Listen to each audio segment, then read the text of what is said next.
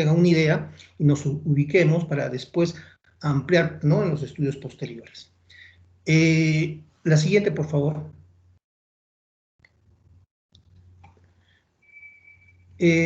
Si primeramente es bueno siempre saber en cada patología que nosotros estamos estudiando, hacer un breve resumen de lo que pasa en un periodo placentario normal, ¿no? Entonces, ustedes seguramente ya han estudiado, ¿no?, que es el tercer periodo del parto, desde el nacimiento hasta la expulsión de la placenta, y tiene por objeto desprender, descender y expulsar la placenta asociado a los anexos ovulares, tanto membranas, que son dos como ustedes saben, y el cordón. ¿Perfecto? ¿Y qué más? En este periodo lo que la bibliografía siempre refiere, y la práctica también, que se da la mayoría de hemorragias graves, ¿no? Entonces, esto representa una causa obstétrica directa de muerte materna, importantísimo para que nosotros como profesionales de la salud podamos asistir y podamos tener un diagnóstico prolijo y especialmente oportuno para poder salvar las vidas de las pacientes. ¿Perfecto? Los tiempos del alumbramiento, ustedes seguramente lo manejan bastante bien. Tenemos el desprendimiento de la placenta, de las membranas, el descenso y la expulsión. ¿Perfecto? Ustedes saben a dónde va a ser dado, ¿no? Histológicamente, a nivel de la capa esponjosa. Hay una capa muy importante que es, ¿no?, de fibrina o fibrinoides, que es la capa de Nittabuch, que es importantísimo, ¿no?, para que ayude en este proceso de desprendimiento, ¿no? Entonces, básicamente, esos conocimientos ustedes ya lo tienen, ¿no? Y también seguramente recordarles que siempre deben hacer un examen de la placenta, viendo el peso, la forma, las caras, tanto materna, fetal, asimismo como el borde placentario, porque muchas veces sucede ahí los problemas, ¿no?, de las patologías de la placenta. ¿Perfecto? Asimismo, el cordón umbilical, no se olvide nunca de verificar el nivel de inserción, la longitud y su estructura, básicamente. ¿Perfecto? Y de las membranas, ¿no? De más está decirlo que es importante, ¿no?, que vean las dos membranas de Corion y el amnios. La siguiente. Entonces, ya entrando al tema que hoy día nos reúne, es sobre el alumbramiento patológico, ¿no? ¿Qué procesos podemos dar? Seguramente también algunos ya tienen conocimiento en sus prácticas, han ido detallando, porque la medicina es así, ¿no? Y a veces intempestivamente nos vienen los temas porque ya vimos un caso, porque de repente está desarrollando o porque hubo forma de comentar. Entonces, cualquier alteración que ocurra durante el alumbramiento normal, muchas veces, ojo, es debido a un mal manejo. Ahí va la recomendación para que ustedes jóvenes aún, que están en el proceso de aprendizaje y que pronto van a ser médicos, puedan tener bastante acuciosidad y poder tener un diagnóstico prolijo, oportuno y poder asistir a las pacientes, ¿no? Entonces, esto puede deberse a un mal manejo, por ejemplo, como vamos a ver posteriormente, ¿no? Y eso puede ocasionar inclusive una iatrogenia, ¿no? Entonces, esas son las complicaciones que se pueden dar en esta parte, ¿no?, del alumbramiento patológico, y es frecuente generar iatrogenia, como les decía, por este mal manejo, y también no se olviden por una medicación inoportuna, ¿no? Entonces, saber usar los medicamentos, leer bien, seguramente llevan farmacología, todos estos medicamentos, ¿no? Y eso les sirve para que ustedes puedan decir y ver los efectos, ¿no?, que puedan tener a ese nivel, y luego poder aplicar. La siguiente. Dentro de las generalidades podemos básicamente mencionar que este periodo, ¿no?, requiere una vigilancia de cuidados especiales por la evolución que tiene, generalmente silenciosa. Muchas veces la mujer que da a luz le dan una cama y bueno, y le dejan que repose, pero como es silencioso, muchas veces el proceso puede estar dándose, ¿no? Y nosotros no nos estamos dando cuenta, si no vemos, si no conversamos, si no hacemos la evolución. Entonces, por eso también es un poco peligroso, ¿no? Entonces, nosotros tenemos que estar premunidos de estas situaciones, ¿no?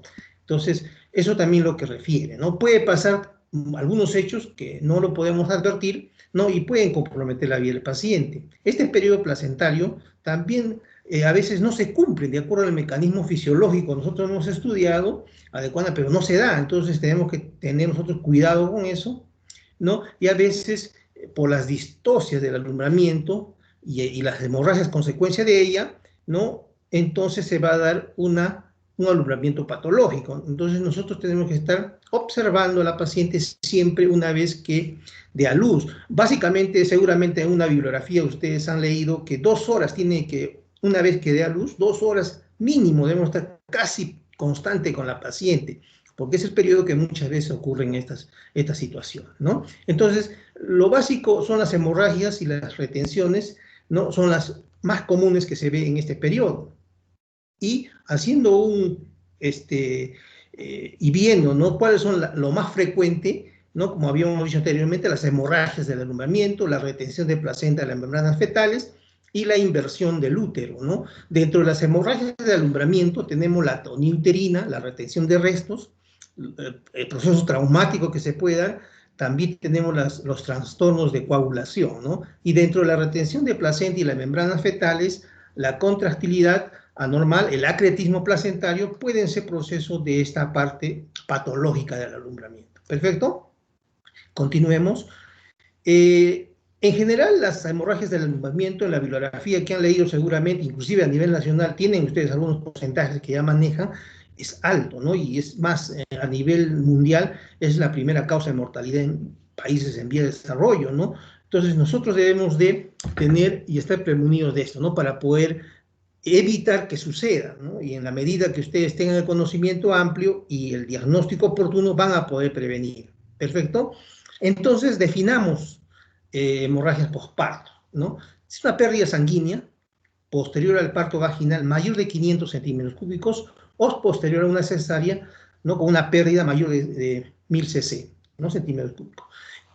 Esta definición es difícil de aplicación en la práctica médica y también tiene un poco de una exactitud limitada, ¿no? Porque si ustedes van a ver, bueno, ¿y cómo lo mido, no? ¿Cómo yo sé?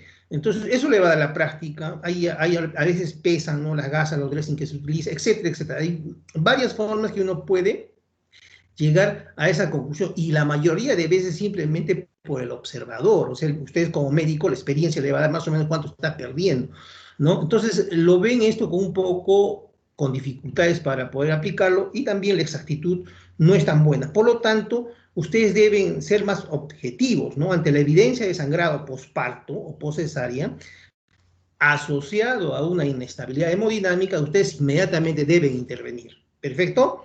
Entonces, lo otro sí es teórico, ¿no? Que tenemos un concepto más o menos, ¿no? Que de repente a un tiempo podemos acercarnos, pero actualmente todavía es inexacto, ¿no? Entonces, si está con inestabilidad la paciente, tiene problemas a ese nivel, entonces ya nosotros tenemos el signo de alerta y podemos intervenir o podemos ver qué es lo que está pasando. ¿Perfecto? Entonces, la siguiente, por favor. Entonces, vemos qué tipos de hemorragia posparto tenemos, ¿no? Una hemorragia temprana que ocurre durante las primeras 24 horas del periodo posparto, generalmente en las 2 primeras horas, ¿no? Es la más frecuente y grave, ojo. Entonces, tienen que tener ustedes cuidado con estas 2 horas posparto, inclusive la cesárea, ¿no? Uno tiene que estar cada rato viendo a la paciente porque a veces hay problemas, ¿no? Con el proceso normal del alumbramiento, el proceso también del posalumbramiento, que es bastante a veces difícil y puede generar, ¿no? Patologías. Y la otra es la hemorragia tardía, que ocurre entre las 24 horas a las 6 semanas aproximadamente del posparto y que tiene una frecuencia 5 o 10%, ¿no? De todos los partos. La siguiente, entonces tenemos una primaria y una que es precoz o temprana, la denomina, aproximadamente 6% según la literatura, y que va a estar dado básicamente qué procesos, ¿no? La atonía uterina, ¿no? La retención de placentas, la retención de los restos placentarios, puede ser parcial también, laceraciones, hematomas del tracto genital, inversión uterina y coagulación intravascular diseminada, ¿no? En la tardía, lo más frecuente es retención de restos placentarios. Miren, igual que el anterior también, no puede todavía tener esa posibilidad. Entonces hay que seguir cuidando a la paciente, la endometritis y una subinvolución uterina. Entonces, de acuerdo a la etiología, lo podemos clasificar también. La siguiente, por favor. Entonces, podemos clasificar antes de la expulsión de la placenta o después. No, si es antes, puede ser total o parcial. Si es total, hablamos de distonicias dinámicas, ¿no? Dentro de ellas, la inercia, ¿no? La atonía que podemos mencionar, anillos de contracción que vamos a estudiar posteriormente, las distonicias anatómicas como la adherencia normal de la placenta, o sea, el acretismo que de repente ya han escuchado ustedes. Y dentro de las parciales tenemos, ¿no? La retención de restos placentarios y de las membranas. Después de la expulsión de la placenta, tenemos también, puede haber retención de restos placentarios, una inercia del posalumbramiento y los defectos de coagulación. Entonces, básicamente van a estar dados estas patologías dentro de la clasificación etiológica del alumbramiento patológico. La siguiente. Este es un cuadro que básicamente nos va a mencionar sobre la frecuencia y etiología. Por ejemplo, acá menciona 70% de causas, ¿no?, de la anomalía de la contractilidad o contractibilidad. Por ejemplo, acá menciona la atonía uterina, ¿no es cierto?, con taquicardia, etcétera, etcétera, que ustedes ya lo manejan, los signos y síntomas que presentan. 20% de causa traumática. Dentro de ellos, ¿qué puede ser? Desgarro de cuello uterino, de la vagina, el perineo. También acá podemos mencionar la inversión uterina y la ruptura uterina, que es bien raro, pero pudiera darse. Lo que más se ve acá, dentro de este 20%, son los desgarros. Muchas veces pasan inadvertidos. Entonces la paciente sangra y vemos, tocamos el útero, está leñoso, o sea, ya tuvo el globo de seguridad de Pinar, ¿no? Y está, le decimos nosotros leñoso, ¿no? Está bastante duro. Entonces nosotros decimos, bueno, ¿qué pasa? No sigue sangrando. Entonces a veces no nos damos cuenta que hicieron una laceración en el cuello, que es lo más frecuente, ¿no? Eso ha pasado varias veces en el seguro, por ejemplo, una vez tuvimos un caso en ese sentido, ¿no? Entonces en la noche uno tiene que revisar bien el cuello y entrar a la sala muchas veces si es grande el desgarro, ¿no? Entonces sucede en esos casos y hay que estar siempre premunido también y revisar todas las partes, ¿no? De partes blandas, ¿no? Para poder descartar este tipo de hemorragias. Perfecto. Y un 10% de causa retención de producto de la gestación, ¿no? Ya hemos hablado sobre la retención de retos placentarios. La siguiente. ¿Qué manifestaciones clínicas podemos ver, verificar y va a presentar al paciente? Primero, locales, ¿no? En una hemorragia interna, ¿no?, que lo dividen algunos, y externa o mixta. En la interna van a acumular en el interior del útero, ¿no?, la sangre, va a distender, ¿no?, y aumentar el volumen, se va a lateralizar a la derecha frecuentemente, ¿no?, y se colecciona en ese segmento inferior y eleva el epigastrio a uno de los hipocondrios, ¿no? Entonces eso fácilmente ustedes ¿no?, viendo el abdomen, haciendo una palpación, van a poder ustedes determinarlo. Si es externa, el útero no está distendido, está blando y atónito. Acá hay que poner un poco de ojo porque es más frecuente, ¿no? Entonces, es necesario hacer siempre esa palpación para ver el fondo uterino y cómo está evolucionando, ¿no?, el postparto, ¿no?, para ver cómo va, si ese útero está contrayendo o no, porque es lo importante en el manejo y en la evolución de la paciente que ha dado a luz, ¿no? Ver cómo desciende el útero, cómo va, ¿no?, tratándose, ver cada vez más intrauterino, ¿no? Entonces, eso es importante en la revisión. Y mixtos, al combinarse ambas posibilidades, ¿no? Y puede haber ojo asintomático, ¿no? Como les decía, muchas veces no se dan cuenta y comienza a sangrar, y tenemos que nosotros verificar y ver dónde está la patología. Perfecto, pero hay síntomas generales que nos pueden ayudar, ¿no? Como que ya ustedes han manejado seguramente algunas hemorragias en otras patologías, pero en este caso casi igual, palidez, por ejemplo, ¿no? Si uno ve a la paciente que está más pálida, está ansiosa, toman, ¿cómo se llama? La presión, o está con lipotimia, hay taquicardia, ¿no?, o hipotensión, inclusive a veces puede llegar a shock. Entonces nos está avisando que esta paciente está con muchos problemas o con problemas y puede no generar un riesgo, ¿no?, de complicarse y tener de repente que intervenir inmediatamente. Entonces es importante estar siempre viendo a la paciente y también evaluando los síntomas generales que pueden presentarse. La siguiente. De estos procesos, lo más frecuente es la hemorragia interna, ¿no? Y ya les había mencionado que el útero no está distendido, blando, atónico, ¿no? La hemorragia muchas veces se ve a chorro, le decimos, porque sale a borbotones, ¿no? Entonces, y es frecuente, alguna vez o varias veces se nos presenta, tienen que tener bastante que le dé tranquilidad y saber decidir en ese momento, porque muchas veces es desesperante porque la paciente también se preocupa y ustedes están viendo que está saliendo sangre en bastante cantidad. Entonces ahí va pues la pericia también de ustedes en la medida que los estudios que tienen ahora y la experiencia les va a dar cómo resolver estos casos. Y a veces hay un persistente sangrado, ¿no? Mencionan como un hilo de sangre, ¿no? Y con la aparición de coágulos, ¿no? También puede darse, ¿no? En este tipo de hemorragia externa, que es la más frecuente. El diagnóstico, como les había mencionado, es básicamente la inspección. No se olviden, ver, verificar, palpar, ¿no? Y también observar tanto el vestíbulo, la vagina, el cuello, ¿no? Con una revisión exhaustiva intrauterina, o sea, ver todo lo que está pasando ahí. Ya les mencioné de esas laceraciones que pasan inadvertidas y no sabemos de dónde sangra. Y muchas veces podemos ir a hacer una laparotomía y a veces innecesaria porque es de repente la laceración externa a nivel del cuello y nosotros abrimos desesperados porque de repente pensamos que es del interna, ¿no? Del útero y abrimos y no es así. Entonces hacemos un mal diagnóstico y una iatrogenia. Dense cuenta que a dónde puede ir si uno no tiene un diagnóstico adecuado y no es acucioso en la manera de ver a su paciente. ¿Perfecto? Avancemos.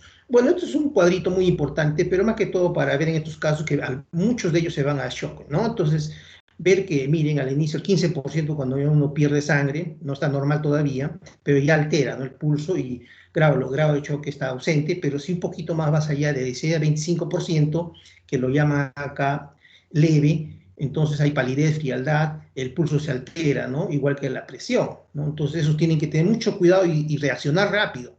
¿No? Tener, por eso siempre ustedes un resumen de toda la medicina que están haciendo. En cada área depende de lo que ustedes van a desarrollarse, porque de repente unos serán de diferente especialidad, pero básicamente en esto se puede en varias patologías. Entonces tienen que tener ya ustedes lo básico para que puedan inmediatamente intervenir, ¿no es cierto?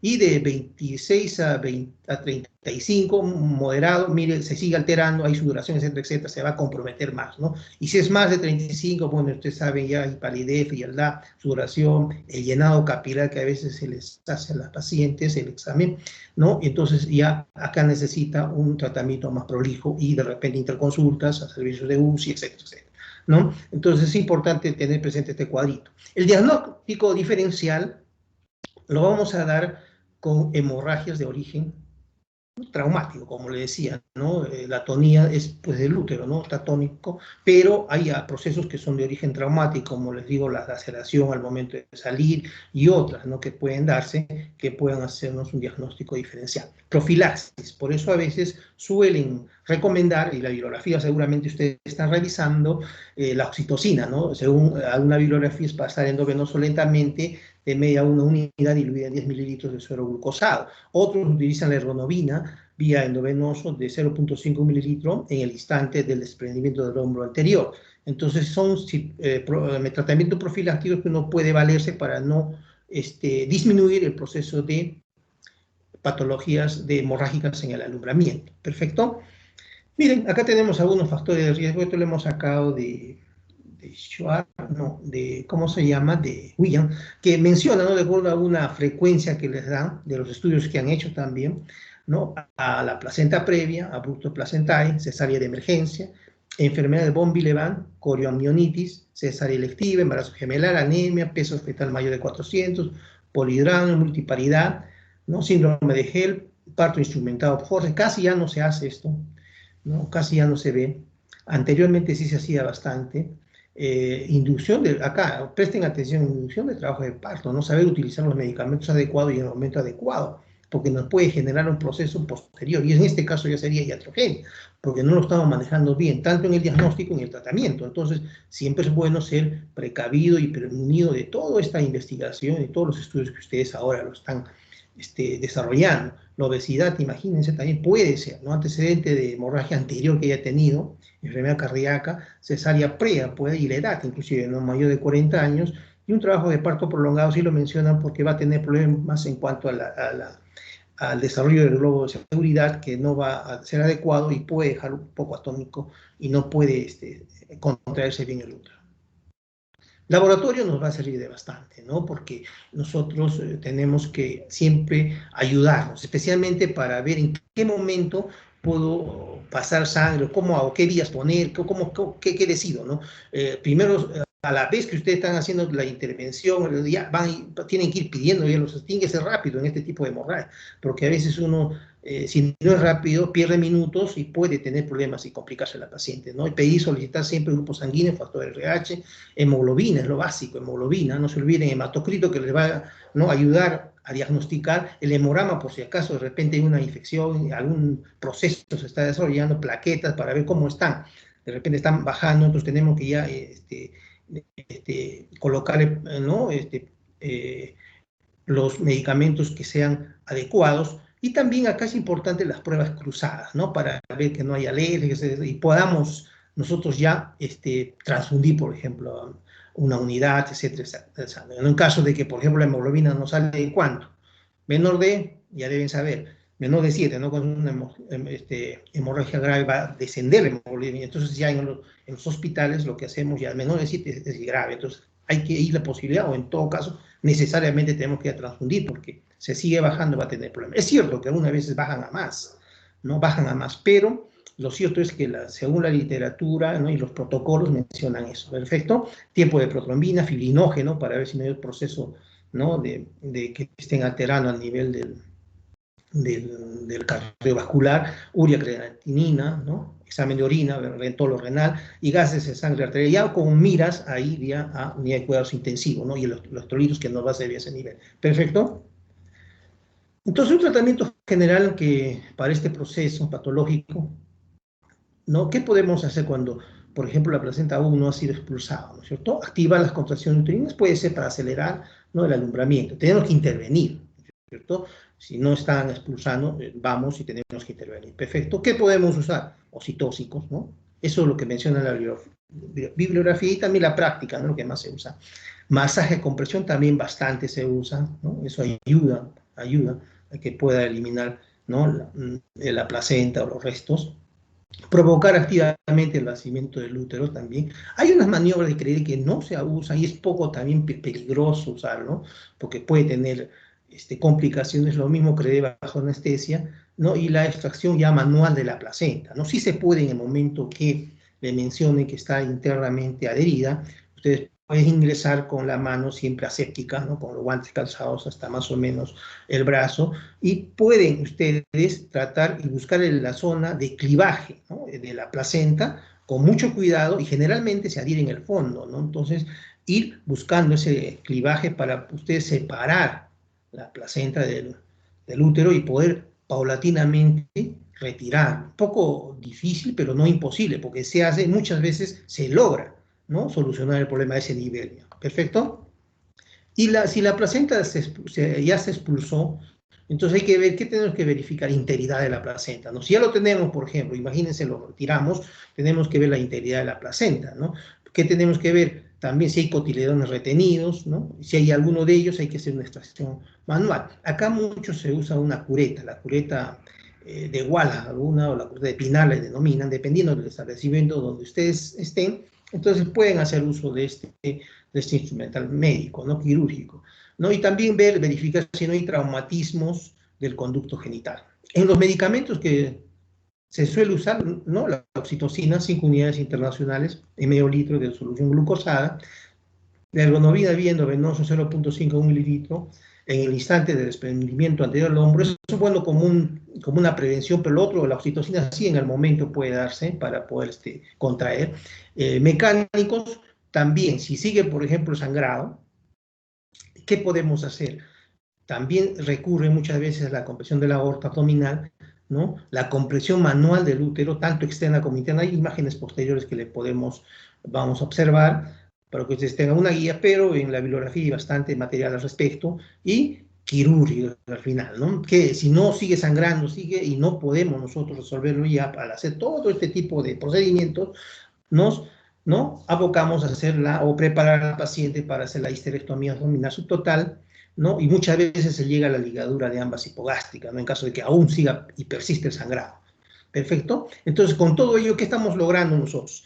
La estabilidad hemodinámica de la paciente. Es lo que queremos, ¿no? Porque luego, una vez que esté estable, perfecto, ya podemos proceder, ¿no? Con el tratamiento ya dentro del hospital o en otra área, etcétera, etcétera, pero ya salvamos esa vida. ¿Perfecto? Entonces, miren, acá un bosquejo de tratamiento rápido. Lo primero, llega la paciente y estamos en un sangrado, ya hicimos todo el procedimiento, lo retiramos y sigue sangrando, continúa. Entonces, nosotros tenemos que aplicar doble vía, ¿no es cierto? En una vía ponemos cloruro de sodio por mil, ¿no? Más oxitocina 50 gotas por minuto y abrimos otra vía, ¿no? Frecuentemente, cuando está la paciente entrando ya a shock o previo a shock, es mejor utilizar agua de 18 o un catéter que le dicen, ¿no? 18 que va a ser, que se puede transfundir a shock, ¿no? Para poder la volemia recuperar, ¿no? Y también para estos casos ya se hace una evacuación vesical, sonda Foley, puede retirarse para tener un poco de cuidado a ese nivel también de ese órgano, y inmediatamente revisión ¿no? de toda la cavidad uterina, masaje siempre es importante, y se puede usar ergometría, una ampolla, repetir a los 15 minutos, misoprostol muchas veces, porque a veces antes de ir a sala continúa muchas veces el sangrado. Entonces, ¿qué hacemos? Entonces utilizamos misoprostol 200 microgramos, 5 tabletas, muchas veces se han utilizado 8, y alguna bibliografía he leído hasta 10, pero bueno, yo diría unos 6 máximo, vía rectal, ¿ya? Entonces, de ese modo va a tratar de contraer el útero. Muchas veces se ha tenido éxito con este tipo de intervención y ya no se ha ido a sala, ¿no? Entonces, eso también se puede hacer, ¿no? Y si no, necesariamente no ir a sala y también aplicar ahí, todavía con un criterio conservador, no retirando todavía el útero, hacer los puntos del Lins o Lins modificado, ¿no? Ya es una parte quirúrgica, pero de todos modos ustedes deben tener un conocimiento hasta dónde se puede llegar, ¿no? Inclusive a una histerectomía subtotal, en caso de que tampoco resulte, ¿no? beneficioso con el tratamiento. ¿Perfecto? Bueno, acá tenemos una imagen, ¿no? Que ustedes seguramente lo habrán visto también en su bibliografía, una compresión bimanual del útero externa. Vemos en la imagen superior izquierda, externa. ¿Perfecto? Y en la otra tenemos ya interna dentro, ¿no? Con la mano colocado dentro, ¿no?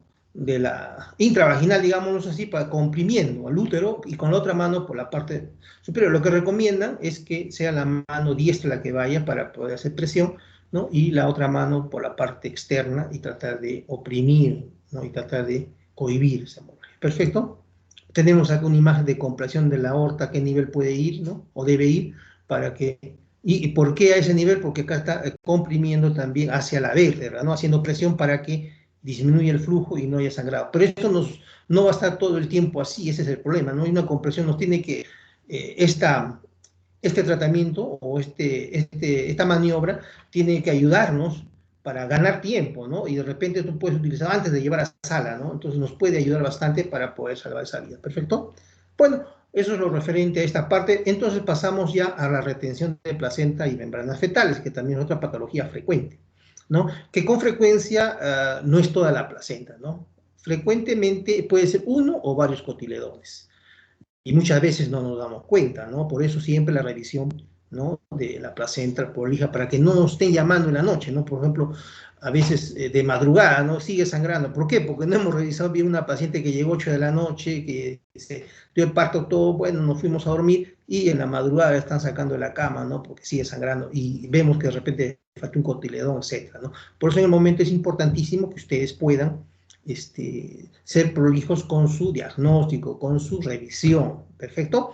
Entonces, también menciona la bibliografía que la mayoría de los casos obedece a maniobras intempestivas en el alumbramiento por friabilidad y adherencia acentuadas de la membrana, ¿no? Especialmente la membrana marginada. Son ya placentas que vienen con cierta, ¿no? patología que luego se acrecenta con este tipo de adherencia, ¿no? al útero. Entonces tenemos que tener cuidado con ello, ¿no? Entonces también otras veces menciona la bibliografía que por una técnica manual incompleta, ¿no? Si uno es inexperto y ante la existencia de cotiledones aberrantes o adheridas anormalmente en el útero, no lo hace la técnica adecuadamente o lo hace incompleto, ¿no?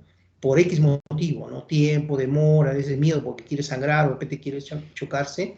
Entonces, suele suceder. Entonces, eso también ustedes tienen que estar cuidándose y viendo que todo esté adecuadamente bien hecho. ¿Perfecto? Y también es frecuente en el parto espontáneo, o sea, no solamente que tenga un antecedente de patología, hay un cierto porcentaje de partos espontáneos normales que pueden tener este tipo de retenciones, ¿no? Entonces, también por eso todo parto tienen que tener cuidado, ¿ya? En ellos también puede ser la totalidad de la membrana o parte de ellos, ¿no? Puede ser todo el espesor o separadamente, ¿no? Entre el amnios y el colon. Muchas veces sucede. Entonces, nuevamente, revisión de la placenta y membranas debe ser de rutina, constantemente deben revisar, no deben de evitar eso porque puede salvar muchas vidas y puede evitar, ¿no?, un mal tratamiento. ¿Perfecto? La definición de esta retención de placenta es la falta de expulsión de la placenta dentro de los 30 minutos aproximadamente. Mencionaban también, según su bibliografía, que 15 minutos se espera, ¿no?, para un alumbramiento dirigido, y 30 puede ser un alumbramiento normal, y en casos de que antecede, como vemos acá, más de 60 minutos en algunos casos. Es indistinto, pero la bibliografía habla de 30 minutos, porque alguna bibliografía habla de 10 minutos a 30, ¿no? Debe ya la placenta salir. Pero muchas veces en la práctica van a ver que no es tanto así, demora a veces un poco más. En algunos casos sí es un alumbramiento normal y bien, pues, pero en algunos casos va a demorar más. Entonces hay que esperar, ¿no? Y con todos los conocimientos que tenemos ahora, ver y esperar en qué momento ya podemos decir que acá hay problema, ¿no? Entonces, eso va a depender de nuestra disquisición clínica. Nuestra disquisición clínica tiene que ser prolija, ¿no? Entonces, adecuada, oportuna, ¿no? Porque tampoco se pasó 30 minutos, no te vas a esperar y de repente ya vas a intervenir. No, tiene que tener mucho cuidado porque pueden tener otros signos que estén dando, ¿no? Que esto va a ir bien a los 31, 32 minutos. Entonces va a proceder tranquilamente, ¿no? Entonces, pero se dan generalidades, términos generales en esta parte de la definición. Perfecto. Acá más o menos hay un cuadrito en la cual ven, la anterior, por favor. Hay un cuadrito a la izquierda que ven, si nosotros hacemos un manejo activo, ¿no?, del periodo de alumbramiento, es más, ¿no?, vamos a tener un menor retención, o sea, va a ser la eliminación de la placenta en menor tiempo, ¿no? Eso es lo que quiere decir este cuadro. Y el otro cuadrito es básicamente que a menor edad gestacional, ¿no?, entonces va a haber mayor adherencia, ¿no? Entonces eso también hay que tener cuidado y ver, y justamente estos elementos les sirven a ustedes para decidir y ver en qué momento están y qué decidir y qué hacer con esta paciente, ¿no?, qué tratamiento hacer. Perfecto. La siguiente. Entonces, ¿qué factores de riesgo tenemos? Edad gestacional mencionan, alguna bibliografía, especialmente prematuro. La edad también mencionan, mayor o igual a 30, ergometrina, el uso, ¿no? Especialmente porque tiene un riesgo frente a la oxitocina, porque provoca una contracción continua. Por eso, más que todo, siempre la bibliografía de ustedes que han estudiado o están repasando van a ver, más mencionan a la oxitocina, ¿no?, que tiene otro tipo de contracción en su manera de, ¿no?, en su farmacocinética. Perfecto. También mencionan las anormalidades uterinas, dentro de ellas la fusión, por ejemplo, de conductos de Müller, son raros, 0.2%, y van a representar más o menos el 1.5% de placentas retenidas. O sea, también tenemos anormalidades uterinas que pueden afectar. Perfecto. También menciona la implantación placentaria defectuosa, o también una retención previa, ¿no? En esto las posibilidades son de 5 a 13%. Perfecto. Entonces, básicamente son algunos de los factores de riesgo que tenemos. Y dentro de las características fisiopatológicas, tenemos en las totales y parciales, ¿no? En las totales tenemos las distocias dinámicas y las distocias anatómicas, ¿no? Dentro de las distocias dinámicas tenemos la inercia, ya habíamos mencionado anteriormente, ¿no?, por insuficiencia de la contractilidad y los anillos de contracción, ¿no?, porque una contracción se siente perturbada y comienza a ser un problema de contracción a ese nivel de un anillo, ¿no? Y en la anatómica es la adherencia normal de la placenta. Perfecto. En la parcial hablamos de restos de la placenta o también de la membrana. ¿Qué hallazgos clínicos podemos hallar? Podemos hallar lo fundamental, ¿no? ¿Qué estamos viendo? Retención. Entonces, ¿qué no haber expulsión dentro de los 30 minutos post nacimiento? Eso habíamos dicho, ¿no? Entonces, ya, ojo, ya es 30 minutos y que está esperando y estamos atentos nosotros, ¿no? No hay signo de desprendimiento, ¿no?, en cuanto al alargamiento, sangrado vaginal, fondo de útero, globular y firme, que ustedes ya han estudiado bastante en la parte del alumbramiento normal, tienen que ver esos signos, ¿no?, que se ven. Entonces no van a darse, ¿no? Entonces sigue adentro retenida la placenta. Perfecto. También la elevación de la altura del fondo, ¿no?, de la placenta, una altura elevada que va a indicar que no está contrayendo adecuadamente. Entonces hay un problema ahí, no está dejando contraer, ¿no? Ese glóbulo de seguridad del pinar no lo está tratando de ejecutar adecuadamente. Entonces, ¿por qué? Hay algo ahí, ¿no? También puede ser que directamente ustedes ven que no contrae bien, abren, hacen un tacto vaginal y encuentran, ¿no?, la placenta que se está palpando ahí, que quiere salir y no puede estar retenida, etcétera, etcétera. Perfecto, entonces son algunos hallazgos que nosotros directamente podemos observar, ¿no? En la imagenología nos va a ayudar, pero muy poco, ¿no? Y el uso no es tan frecuente, ¿no? Quizás cuando existan dudas y cuando esta retención es de restos más que nada ovulares, ¿no?, como el corium amnios, posteriores, ¿no?, especialmente, que sí nos ayuda un poco a visualizar, pero en el momento agudo no nos ayuda mucho, ¿no? La siguiente.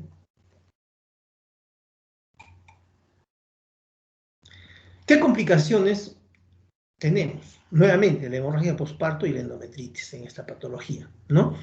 Entonces, si una hemorragia es grave, es una emergencia, desde luego, ¿no? La placenta debe ser retirada manualmente inmediatamente, ¿no? Y la expulsión promueve la contracción y reduce el sangrado, ¿no? Si ustedes van a sacar la placenta o el resto que está dentro del útero, inmediatamente va a contraer el útero. Ustedes se van a dar cuenta casi al momento. Entonces es importantísimo esta maniobra para que ustedes puedan desarrollarla y puedan tratar bien a sus pacientes. Perfecto. Y si no hay sangrado severo, ¿no?, y el paciente esté estable, ¿no?, y se mantiene 30 minutos, ¿no?, el riesgo de hemorragia va a comenzar más o menos 20-30 minutos después del nacimiento, ¿no? Entonces podemos esperar, pero sí, ¿qué pasa si ya es una hora y no pasa nada, no desciende, no hay nada, ¿no? Entonces tenemos que ya dejar de tener ese manejo expectante, ¿no? Entonces ya debemos ser más activos y de una vez a decir todo lo que sabemos en cuanto a ello, ¿no? Intervenir prácticamente. Entonces esperar un tiempo prudencial. Pero ¿qué pasa si antes de eso hay problemas? Ya tenemos que intervenir inmediatamente, no esperar, ¿no? Esos tiempos son, como les digo, generalidades, ¿no? Pero en el paciente son a veces diferentes. Entonces tenemos que aplicarlos y ver cada caso y depende de ello intervenir. Perfecto, ¿no? Y en algunos casos mencionan, en el segundo trimestre puede extenderse más. Ya habíamos hablado de las curvas, ¿no es cierto? También ver eso. De repente se desespera, pero si es una paciente que está de 34, 35 semanas o 30, entonces, o 32, 34, 34 más que nada, entonces vamos a tener que esperar un poquito más porque hay problemas que si mientras más antes, ¿no?, la edad gestacional es, entonces la herencia va a ser un poco mayor, entonces a veces demora en despegarse, pero tenemos que estar alertas y ver que todo llegue a buen término. ¿Perfecto? Entonces, el tratamiento consiste básicamente en la extracción del cotiledón o lo que esté retenido, ¿cierto? ¿Con qué? Con un legrado instrumental, de preferencia con la cubierta de bordes romos, no se olviden, bordes romos. No van a utilizar cualquier cureta que tengan, porque pueden romper, en ese momento ese útero está totalmente friable, ¿no? Entonces es bien delicado, inclusive con la Roma muchas veces han podido, ¿no?, hacer daño. Entonces, siempre borde Roma de Pinar. En algunos hospitales tienen la culeta de Walla, no sé, no he visto mucho acá, pero a veces lo tienen, que es muy similar a ella, a lo que tenemos en la imagen. Entonces, con ellos sí van a inmediatamente hacer el legrado. ¿Perfecto? Y también inmediatamente usar, una vez que esté el legrado hecho, retractantes de útero, ¿no?, ergonovina, ergocitocina, y de preferencia siempre usar antibióticos, ¿no? Para, como ya estamos interviniendo, puede que haya, o sea, ¿no?, haya intervenido un microbio, una bacteria, etcétera, etcétera, y pueden estar afectando también, ¿no? A veces también se sigue aplicando bolsas de hielo para que siga contrayendo eso, porque la idea es eso, ¿no?, contraer una vez que se ha extraído todos los restos placentarios. ¿Perfecto? Entonces, es cierto, una vez que nos mencionan que ha habido una retención, muchas veces aplicamos primero una tracción del cordón, controlada del cordón, porque muchas veces solamente con ello podemos despegar. Hay que tener cuidado en eso también, hacer todas las implicancias, indicaciones que tenemos a la mano, ¿no?, que nos recordemos que no, esto se puede hacer y lo hacemos. Una tracción controlada del cordón, ¿no?, a veces no es exitosa. La mano de Brand Andrew, seguramente ya lo han visto, tenemos una imagen posterior para ilustrarlos, ¿no? Esto al inicio, ¿no?, de la hemorragia uterina, especialmente en una placenta retenida, se intenta esto, ¿no? Si la placenta ya permanece en el útero y no sigue retenida, podemos administrar oxitocina, inclusive utilizar prostaglandina F2 alfa, ¿no? Y si es grave y no responde la oxitocina, podemos utilizar este tipo de prostacarbopros, me parece que tiene el nombre comercial, que se puede usar, e inclusive la ergometrina, ¿no? pero se debe evitar. ¿Por qué? Porque contrae el cuello uterino. Entonces, si contrae el cuello uterino, nos va a ser dificultoso poder eliminarse y más restos. En eso también tenemos que estar premunidos, ver qué, ¿no?, qué medicamento podemos usar en ese momento. En caso de retención total, ¿no?, hacer primero la maniobra que le habíamos mencionado, ¿no?, y utilizar la cureta de Pinar que ya les acabo de mencionar. Es importante para limpiado. Y si el sangrado persiste, ¿no?, ya vemos que aplicamos en la anterior patología, compresión de la aorta, ¿no?, mientras se comunica para una laparotomía y ver qué procedimiento podemos realizar posterior. Miren, acá por ejemplo vemos es la maniobra de Brown-Andrew, que ustedes lo tienen, seguramente la embriología lo han realizado, ¿no? Es con una mano hacia arriba para presionar y con otra va traccionando, ¿no? Muchas veces se desprende solamente así. Sí, es cierto, cuando ustedes van a estar en centros o puestos de salud, muchas veces le derivan pacientes, ¿no? Y muchos que en otros no pueden manejarlo bien, usted inmediatamente hace la maniobra, ¿no?, lo de cola y sale la placenta, ¿no? Y en muchos casos se ve esto también, ¿no? Entonces, no siempre va a quedar totalmente adherida y vamos a ir a una sala de cirugía. Muchas veces se va a resolver ese nivel. Y el retiro siempre es mejor con pinza, ¿no?, para poder ver y que todo caiga y no quede nada, ¿no? Entonces, es importante cuidar eso, ¿ya? Ya tratamos esta segunda patología y nos vamos a la inversión uterina, ¿cierto? Entonces, la inversión uterina también es una emergencia obstétrica que es un poco infrecuente, ¿no? Hay literatura, ¿no? Algunos dicen 1 en 20.000 partos, etcétera, etcétera. Entonces, básicamente va a estar dado en esa frecuencia, ¿no? No es muy frecuente y va a estar relacionado con el tercer periodo del trabajo de parto, ¿no? ¿Consiste en qué? En la invaginación total o parcial del fondo del útero a través de la cervix, ¿no? Con un tratamiento inmediato quirúrgico, no. Perfecto, pero miren acá un diagrama, como ve, primero el fondo, ¿no? Ahí si ven en la imagen superior izquierda, el fondo va, ¿no?, un poco deprimiéndose, luego va llegando ya ¿no?, al cuello, pasa el cuello, inclusive ya sale por la vagina, ¿no? Entonces son los grados también de la inversión uterina, ¿no? Pero ¿qué nos puede llevar a eso? Una implantación única, ¿no?, que esté en el fondo, o también una atonía uterina, ¿no?, porque ya el útero está flácido, básicamente no es continente y puede, ¿no?, suceder, ¿no?, que se cuelgue y al final salga por la vagina. Entonces ahí tenemos una inversión uterina que no es frecuente, pero en la medicina todo es posible. Hay que tener cuidado y hay que estar prevenido siempre de todo. Perfecto. Eh, Acá vemos más o menos las causas, ¿no? ¿Por qué? Pues puerperales. Los no puerperales no lo tratamos porque no es parte del trabajo de hoy. Los puerperales sí, ¿no? Porque es una forma de que ustedes puedan saber, ¿no?, en qué aspectos podemos generar esto, ¿no?, o se van a generar. Una tracción exagerada del cordón umbilical, ojo, ¿eh? Tracción exagerada del cordón umbilical, ¿no?, en el tercer estadio de parto. O sea, están ustedes atendiendo, de repente exageradamente lo manipulan y esta paciente de repente es multípara, ya hemos dicho, puede ser multípara y tiene su útero cada vez más flácido. Entonces pueden tener una inversión. Entonces hay que tener cuidado en eso. Ya sería una iatrogenia, ¿no? Ya sería una mala praxis. Ahora que tanto están frecuentes los juicios, todo, hay que tener cuidado, ¿no?, al momento de atender un parto también, ¿no? Y frecuentemente cuando está esta placenta localizada en el fondo, ¿no?, porque tracciona y jala hacia afuera. Perfecto. También a veces con la maniobra externa, ¿no?, haciendo presión, que a veces suele suceder, si es excesivo, también pueden ocasionar este tipo de inversión, ¿no? Cuando tiene el cérvico y uterino, el istmo y útero muy relajado, ¿no? También placenta creta, cordón umbilical corto, ¿no? Extracción manual, también pues está herido, dependiendo, tracciona y tracciona pensando que estoy jalando, pero está jalando el útero más. Entonces hay que tener mucho cuidado, ¿no?, en la extracción manual, ¿no? Anomalías congénitas uterinas, uso intraparto de sulfato, ¿no?, de magnesio también, ojo, cuidado, la oxitocina inclusive, ¿no?, nos puede ocasionar estos problemas. Si son primíparas, un expulsivo rápido. En esto sí se ve, no este caso, pero otras patologías, pero pudiera darse, ¿no? Como ustedes ven, ¿no?, la lógica nos dice eso, ¿no?, que a veces por lo que es más veloz puede arrastrar con todo útero más. Perfecto. También luego de la fase de hidratación prolongada, porque ese útero está cada vez más flácido, más laxo y puede también hacer una inversión. Y una analgesia epidural y parto instrumental, que también es frecuente que se dé. Perfecto. Idiopática, 8%. que puede darse, ¿no? De manera ya que no conocemos. La siguiente. La clasificación, hay dos tipos, ¿no? Según la duración y el tiempo, desde el parto hasta el momento de diagnóstico, tenemos tipos de inversión aguda, subaguda y crónica, ¿no?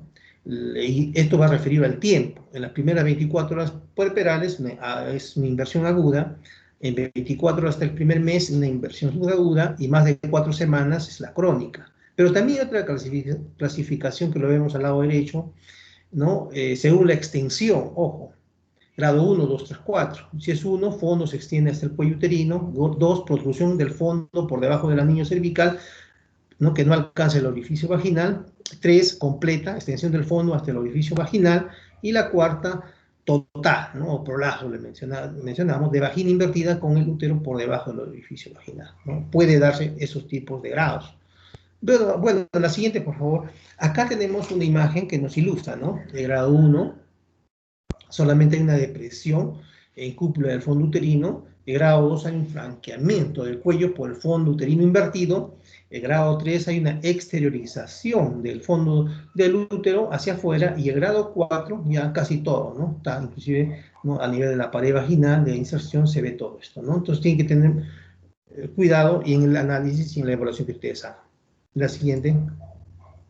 ¿Y qué vamos a ver en estos pacientes?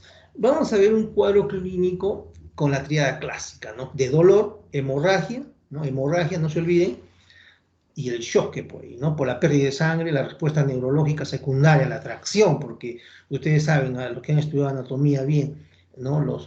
¿Qué es lo que está sosteniendo el útero, ¿no? Los ligamentos, ¿no? Etcétera, etcétera. Entonces eso se tracciona y puede ser un reflejo vasovagal también, ¿no? Y también puede haber especialmente los ligamentos, el ligamento ancho, etcétera, etcétera, puede estar comprometido. Hay que tener cuidado en esta respuesta neurológica, ¿no? Que nos puedan ocasionar problemas. La siguiente. El diagnóstico es por el examen, lógico, ¿no? Ustedes van a ver, van a visualizar, y no se logra palpar el fondo uterino, ¿no? Si ustedes van hacia el abdomen, y ese fondo no lo van a sentir, entonces ahí hay un problema ya. Y por la vagina se va a observar un tumor piriforme en superficie regular, ¿no? Entonces hay que tener cuidado en esos aspectos para poder diagnosticar. Ecográficamente puede ser, pero más que todo ¿qué le digo? Patologías que no denoten mucha visibilidad, porque si ustedes ya lo ven en el postparto, en el alumbramiento, básicamente va a ser el diagnóstico rápido, ¿no? Pero a veces no es tan visual, o haya sido en grado 1, entonces puede utilizarse, ¿no? Cortes transversales, se ve una masa hiperecoica con la vagina con una cavidad central hipoecoica en forma de H, y en los cortes longitudinales se observa una depresión longitudinal en forma de U, desde el fondo uterino a la parte interior. Perfecto, entonces eso es un manejo ya ecográfico que puede ayudarnos bastante en el diagnóstico. El manejo, la siguiente, el manejo inicial debe incluir colocación de un catéter venoso periférico, ¿no? Para ver las dos vías, como habíamos mencionado, que también está sujeto a hemorragia, entonces necesariamente tenemos que aplicar lo que hemos leído, estudiado ahora en la primera parte, ¿no es cierto? Entonces acá nos indican 19 French, pero también podemos utilizar una catéter número 18, el ABOCA generalmente se utiliza, que es más rápido y manejable, ¿no? Para la reposición de líquidos por vía parenteral y soporte anestésico, ¿no? Y de transfusión, ojo, siempre pensando en la transfusión por estos casos de hemorragia que estamos viendo, casi la mayoría tienen ese término común, tenemos que pensar siempre en la transfusión, ¿perfecto? Y hay técnicas no quirúrgicas, como de la Johnson y Sullivan, y quirúrgicas, Huntington, Hultain, ¿no? Abdominales y Spinelli vaginal. Vamos a ver posteriormente. Perfecto, la siguiente, pongo la Johnson, ya miren, desde el 49 ya lo hacían, y esa técnica más empleada, ¿no? Para reducir en forma manual el útero invertido. Acá hay una imagen a la izquierda que ustedes pueden observar cómo lo está reduciendo, con mucho cuidado y lento, por favor, porque como estamos viendo y hemos leído y hemos estudiado, puede haber un reflejo vasovagal y nos puede hacer un shock, un paro, ¿no? Entonces, tienen que tener mucho cuidado, ¿no? Con mucha pulcritud y lento, ¿no? Para poder hacer la maniobra, ¿no? Y dice, consiste en tomar el útero invertido con la placenta, una herida, apoyando el fondo sobre la superficie palmar, ejerciendo con la punta de los dedos una presión equitativa alrededor del útero, hacia el interior de la apertura cervical. Se reduce el fondo, ejerciendo presión hacia el ombligo. ¿Perfecto? ¿Y qué nos puede ayudar a esto? Muchas veces está un poco, ¿qué te digo? Los músculos están un poco duros, no están extendibles, no están relajados. Entonces pueden utilizar agonistas beta adrenérgicos, como recomienda acá turbetalina, esa, ¿no? De 0.125 a 0.250 miligramos por vía intravenosa o subcutánea, rotidrina también que se puede usar. Y también un bolo de 2 a 4 gramos de sulfato de magnesio por vía intravenosa en 10 minutos. Bueno, es que esto va a demorar mucho, ¿no? Lo más práctico es nosotros que vamos a estar, ¿no? ¿Qué te digo? En la inmediatez de todo ello, en la reducción manual, que creo que muchas veces va a resultar, dado que la laxitud del momento del alumbramiento va a todavía estar todos los orificios poco dilatados, ¿no? Entonces va a ser más fácil el manejo. Perfecto. Rara vez se utiliza esto, casi no es mucho, ¿ya? Bueno, inclusive acá hablan de anestesia general, bueno, es poco cuando se va complicando. Y la otra es de O'Sullivan, que ya acá utilizan la presión hidrostática, y un poquito más complicado, yo no he visto al menos este tipo de manejo, más que todo el otro, pero suele describir la bibliografía, ¿no? Colocando una guía, ¿no? Con 2 litros de solución, en una parte alta, dicen, en el consuelo fisiológico, temperatura de 40 grados, ¿no? A 2 metros más o menos de altura, para poder descender y la presión hidrostática poder, ¿no? Generar, ¿no? A nivel intrauterino y poder reponer, ¿no es cierto? Todo el fondo uterino, ¿no? Entonces, bloqueando el introito con las manos para que no salga el líquido, pero me parece que el manual es más efectivo. Y tenemos el Huntington, Hultain, que son vías abdominales, son quirúrgicas, y el Spinelli, vía endovaginal. Son ya manejos un poquito más complicados en caso de que no sucediera. Perfecto. Entonces, corregida la inversión, hay que mantener el útero siempre con masaje continuo. Podemos administrar uterotónicos, como la oxitocina siempre se utiliza, 20 unidades en 500 mililitros de solución fisiológica de Harman, a goteo continuo, la ergonomina en dosis única de una ampolla de 0.2 miligramos intramuscular, la carbetocina, que últimamente se está utilizando bastante, una ampolla de 100 miligramos intravenoso, dosis única. Es que esta carbetocina tiene mayor contracción a nivel uterino, ¿no? Entonces le da buena seguridad.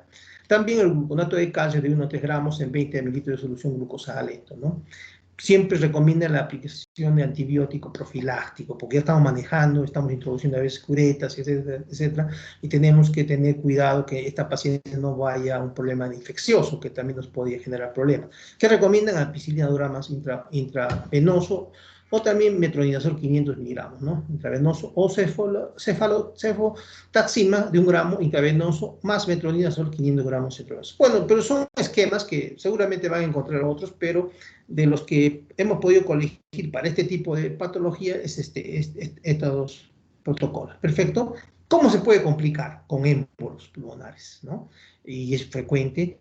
Y también con una infección, como le digo, pero si nosotros aplicamos el tratamiento antibiótico podemos evitar, y también con una anemia crónica, ¿no? Porque también pierden tanta sangre que a veces, bueno, se hace todo el procedimiento, pero al final pidieron sangre. Entonces siempre es bueno pedir sus análisis para ver cómo va y poder intervenir o pedir paquete globular ¿no? o paquetes de sangre, ¿no? Para poder intervenir y poder resolver este caso. Perfecto. La siguiente. Entonces ahora hablamos de acretismo placentario. Perfecto.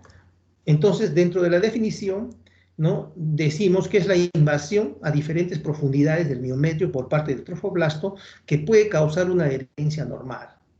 La decidua en estos casos es escasa o no existe, de modo que se carece de la línea fisiológica de división, ¿no? Entonces es importante esta definición para que podamos nosotros ver, ¿no? Lo referente a esta patología. La incidencia, un caso por cada 731 partos. Otra bibliografía van a leer 530, etcétera, etcétera. Inclusive 3 por 1000 embarazos.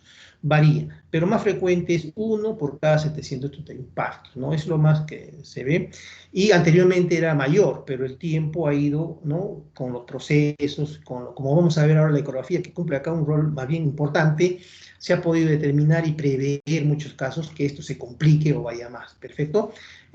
También menciona acá el incremento de la incidencia es por intervencionismo. Acá sí podemos tener mucho cuidado, ¿no? El intervencionismo quirúrgico en el miometrio, ¿no? Es decir, cirugías uterinas, cesárea, legrado y miomectomía, ¿cierto? Entonces, cuando estas patologías, estos procesos, ¿no? Estos procedimientos médicos, muchas veces médicos quirúrgicos, muchas veces generan, ¿no?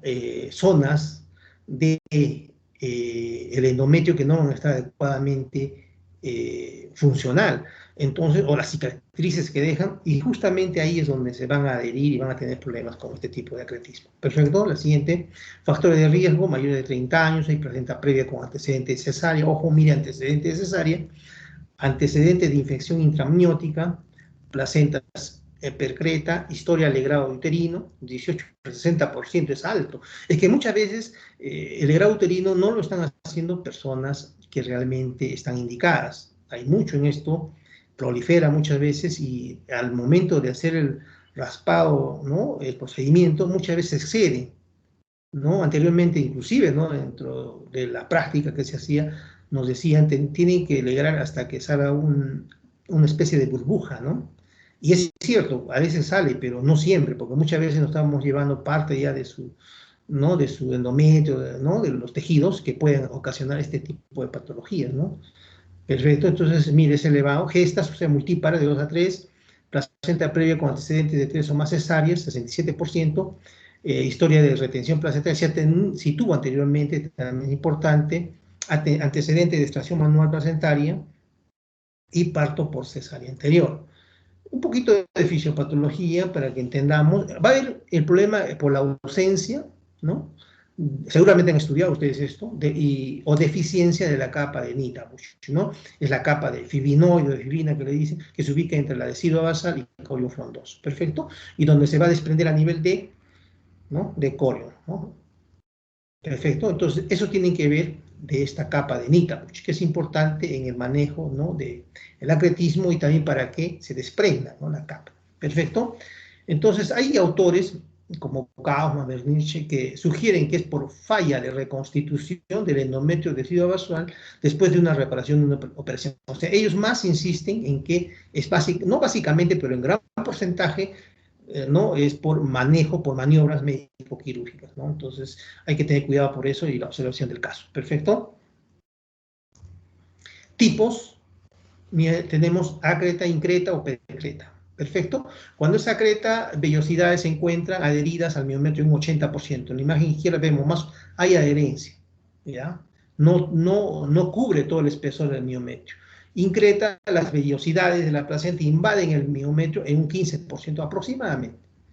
No, y la pecreta, las velocidades penetran el miometrio hasta la serosa. Miren, todo el espesor, si ven en la imagen, ¿no? Que está a la izquierda, o a la derecha, perdón, ya ven que ha penetrado todo, ¿no? En caso que esté a nivel de la vejiga, inclusive logra, ¿no? Verse con el ecógrafo, ¿no?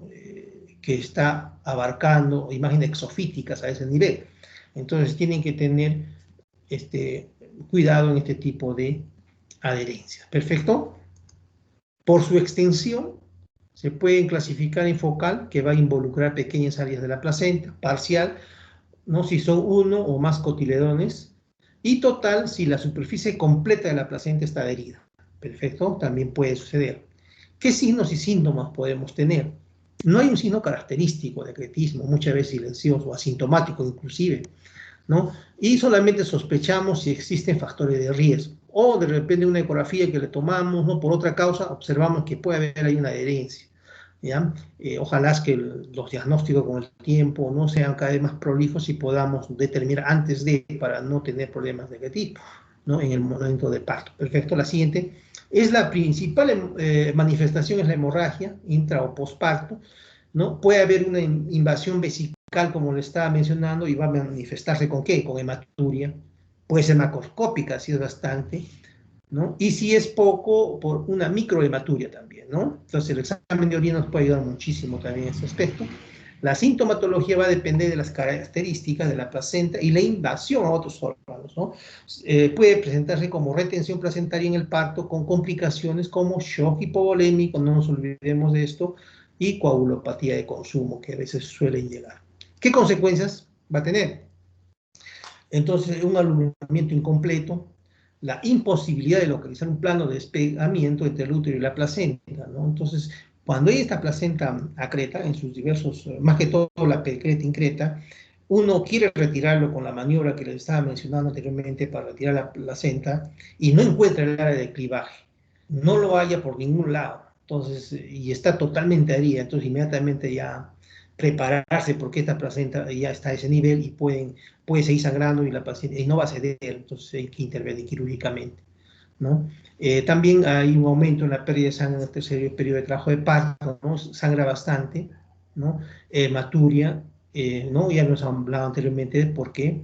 Y la inversión uterina también se puede dar, porque si está herido al fondo y usted extracciona, entonces van a práctica, y para eso muchas veces los úteros son un poco laxos, entonces pueden ocasionar este tipo de adherencia y esta inversión uterina subsecuente, ¿no? Y también en algunos casos por el efecto, ¿no? Puede ocasionar una dificultad respiratoria inclusive. El diagnóstico, acá sí el ultrasonido es útil para el diagnóstico de acretismo placentario. También utilizan mucho la resonancia magnética. La cistoscopía ha estado dejado de lado, no utilizan mucho.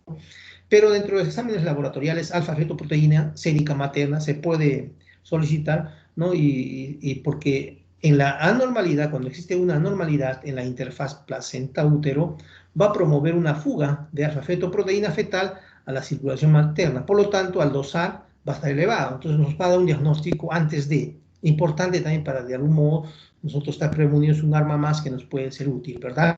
Histológicamente va a haber una ausencia de la decidua basal, la placenta increta o percreta, el diagnóstico va a ser un poco más difícil, dicen fácil, pero si es que aplicamos la histología, pero si aplicamos solamente el diagnóstico clínico, siempre nos vamos a complicar, va a ser complicado, ¿no? Entonces, histológicamente, ¿qué se va a observar? Presencia de tejido tromboplástico en el espeso uterino o en la estructura invadida. Bueno, ahí si vemos histológicamente, claro, que lo vamos a diagnosticar, pero en la práctica clínica, que nosotros vamos a elaborar un poco más complicado, tenemos que tener premunido de todo lo que sabemos para poder hacer un diagnóstico adecuado. Miren, a la siguiente, por favor.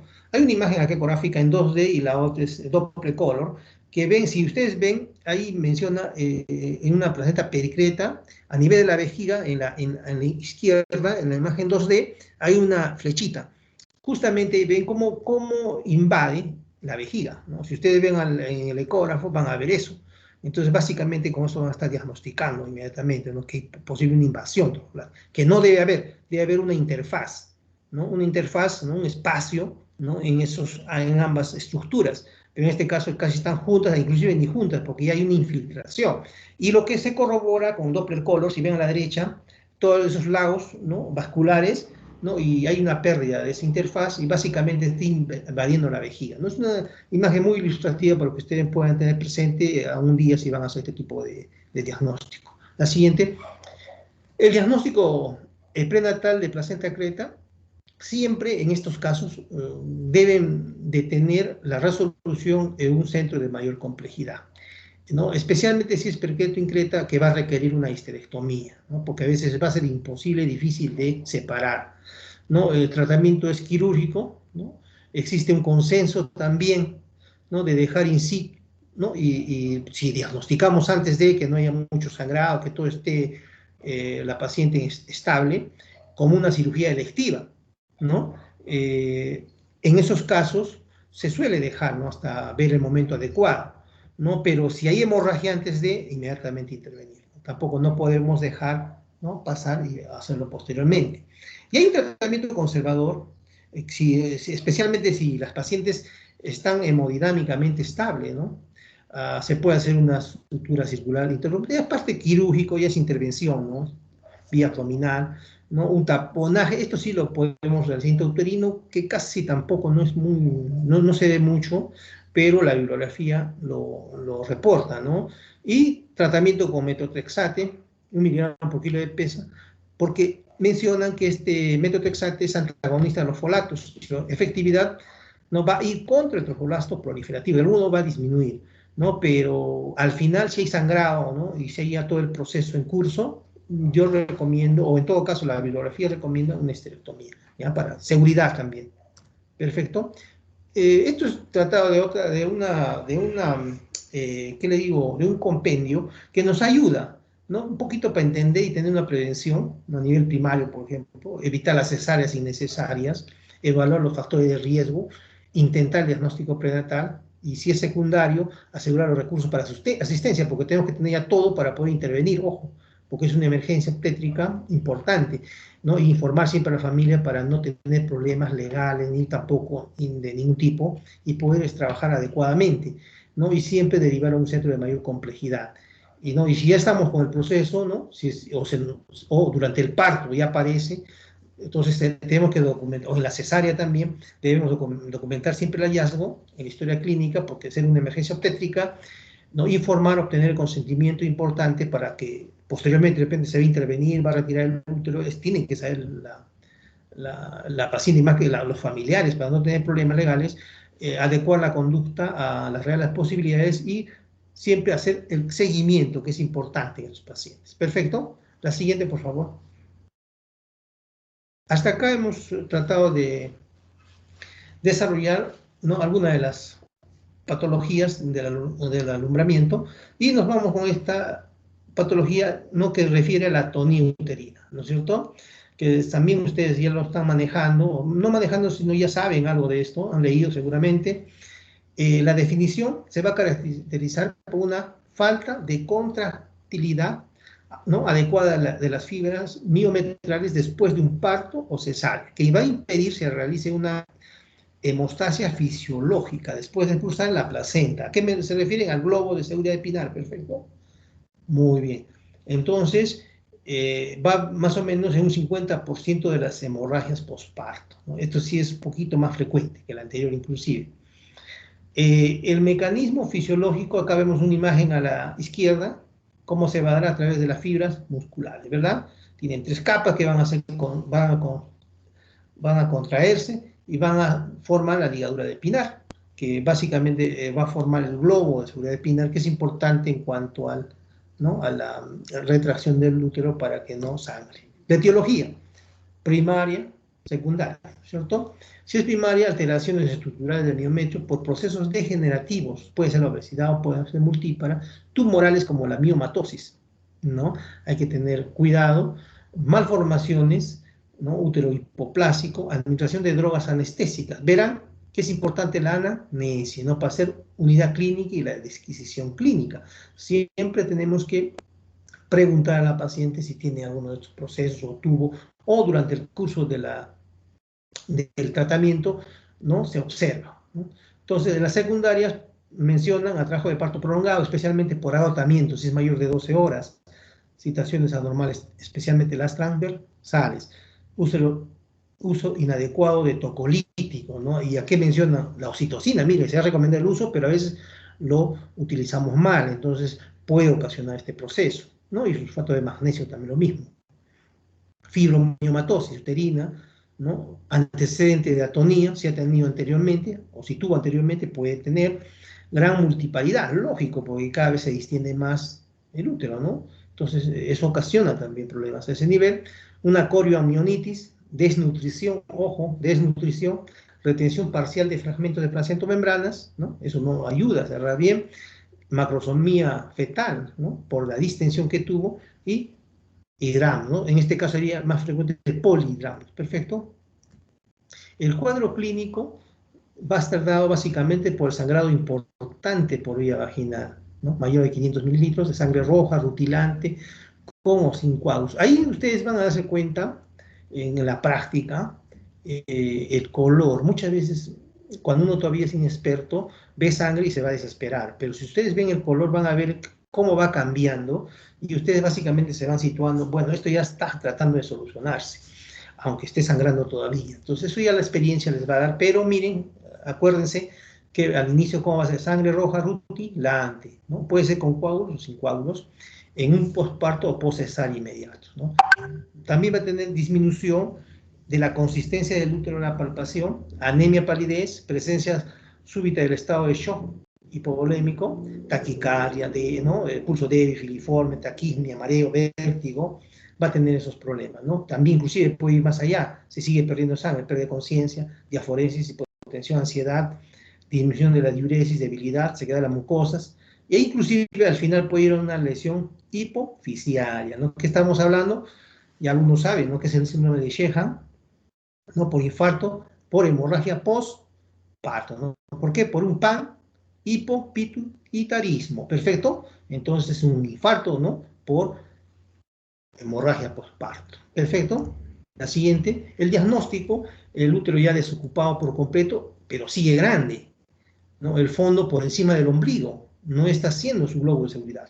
Una consistencia blanda y no se forma el globo de seguridad epinar, ¿no? Inclusive usted va y lo excita manualmente la parte superior, ¿no?, del abdomen, no se contrae, ¿no? La ausencia de lesiones de partes blandas. O sea, ¿qué tiene que hacer usted inmediatamente? Ver a partes blandas, ¿no? Y tampoco ver su antecedente. Hay trastornos de coagulación, algo más, ver con los análisis. Hay retención, revisar bien, o algún acretismo, los desgarros, la laceración de cervix, ver cómo están los canales, las partes blandas, ¿no? La vagina, vulva, y todo ello ya nos confirma el diagnóstico de una atonía. Perfecto. Entonces tenemos que ser bien acuciosos en esto, ¿no? Y aprender cómo va nuestros cuadros clínicos, qué más tiene, qué nos puede ayudar. Entonces, una vez que realizamos la anamnesis, vemos, verificar los factores de riesgo, como hemos mencionado, una biometría hemática, siempre, siempre, no se olviden, ¿no? Examen de sangre, siempre, ¿no? Bioquímica sanguínea, pruebas de tiempo de coagulación, grupo sanguíneo de RH por posible transfusión, porque estos generalmente se van a ello, pruebas cruzadas para que no haya fenómenos de rechazo, ¿no? Problemas de alergia también. Perfecto. El diagnóstico diferencial, ¿con qué le vamos a hacerlo, ¿no? Con inversión uterina, que ya hemos manejado, ruptura uterina, con acretismo placentario, con desgarros o laceraciones del tracto vaginal y con los trastornos de coagulación que nos pueden dar, ¿no? Entonces, pero los análisis, la clínica, nos va a ayudar a diferenciar. ¿Perfecto? ¿Y cómo se nos puede complicar? Con un shock hipovolémico, paro cardíaco respiratorio y la muerte inclusive, ¿no? Entonces hay que tener cuidado con esto. Entonces el tratamiento en general, ¿en qué va a estar versado? Masaje uterino a través de la pared abdominal es importante antes de, ¿cierto? Al inicio, digamos, ¿no? Todavía nos puede servir. Continuar hasta que el útero esté retraído, así como la administración de oxitóxicos también nos puede ayudar. Oxitocina, derivados de corazón de centeno, ¿no? Si hay fracaso en la medida exterior o se agota, ¿no? Nos va a obligar a un tratamiento quirúrgico. Perfecto. Y dentro de los oxitóxicos, ¿qué podemos utilizar? ¿No? Puede ser también la erometina, pero con cuidado, como habíamos visto anteriormente, que puede cerrar mucho, ¿no? Y podemos tener problemas, ¿no? Y la carbetocina, que se utiliza actualmente más, está especialmente cuando contraindican, ¿no? La ergometrina. ¿Por qué pueden contraindicar la ergometrina? Por lo que han estudiado farmacología, ustedes deben saber muy bien. Por ejemplo, la presión, ¿no? La presión alta, ¿no? Hay que tener cuidado. Si la paciente ha hecho preeclampsia o tiene una hipertensión crónica o etcétera, etcétera, está con problemas de presión alta, entonces no van a indicar ergometrina porque van a subir, van a complicar todo. Entonces, eso tienen que tener, les va a servir todo lo que están estudiando.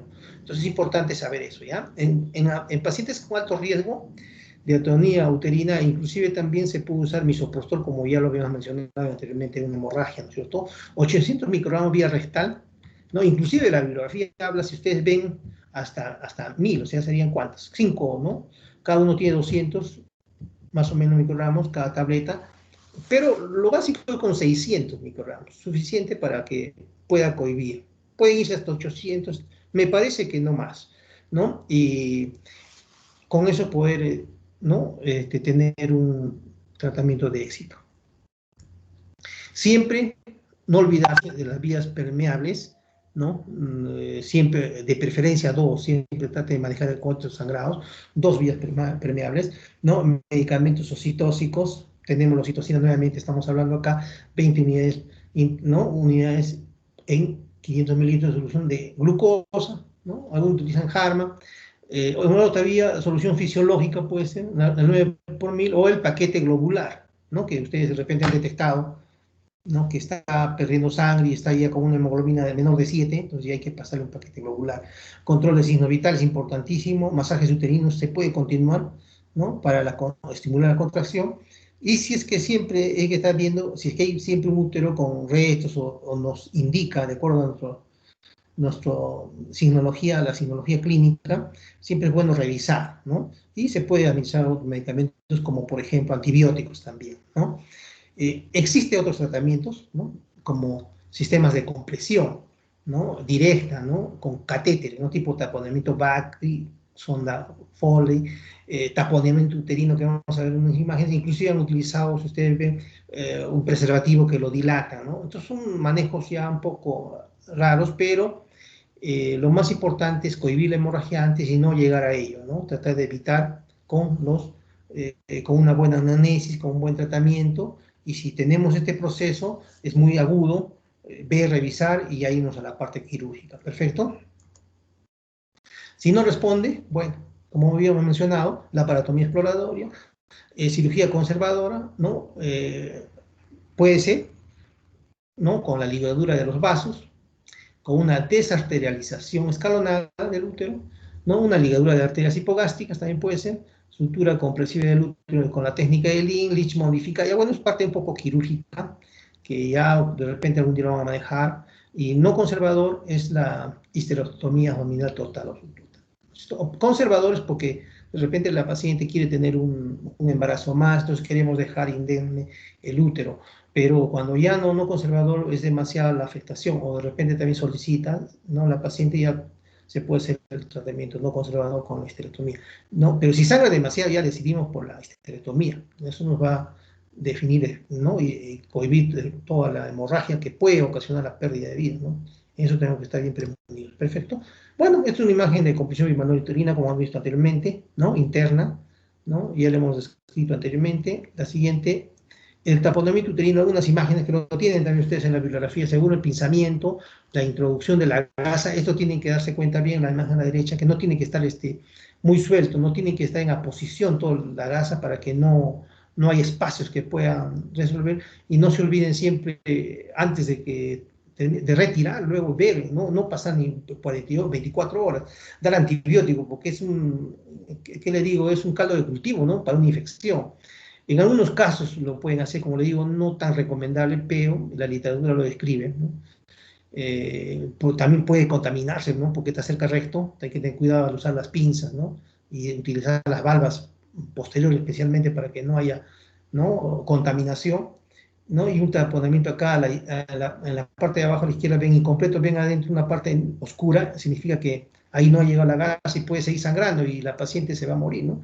Entonces eso tiene que tener mucho cuidado en hacer un taponamiento, pero lo describe, como digo, la literatura. La siguiente, ahí al final ven un esquema tanto del taponamiento del útero, que lo ven completamente con gasa, y la vagina, ¿no? Para que no siga saliendo, o sea, la sangre. Entonces, como le digo, es un tratamiento, pero yo creo que si se maneja adecuadamente no se tiene que llegar, yo en todo caso, llegar a una histerectomía, ¿no? Conservadora en el mejor de los casos, y en el peor de los casos, pues ya una histerectomía total para salvar la vida de esta paciente.